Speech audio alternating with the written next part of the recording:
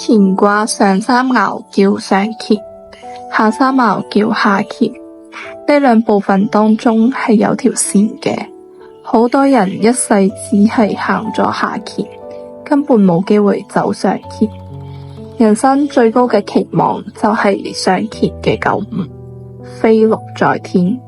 我哋一世嘅努力，一世所有嘅希望都寄託在有朝一日能夠飛鹿在天，但實際上只有20%嘅人可以飛鹿在天，80%嘅人一世都冇可能做到。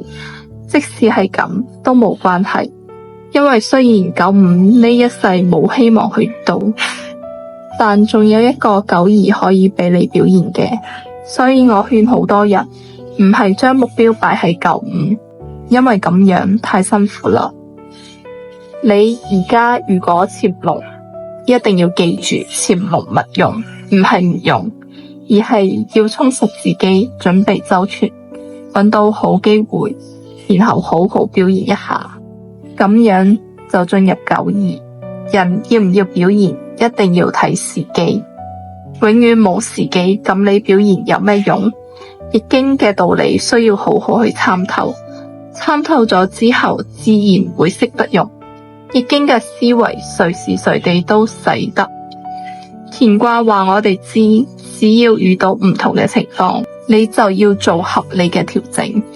易經係解開宇宙人生奧秘嘅一部分寶典。而家我哋知道咗乾卦對於人生唔同階段嘅分析同提示，咁乾卦對於自然社會有啲咩嘢作用呢？乾卦中嘅道理可唔可以運用喺社會自然事物當中呢？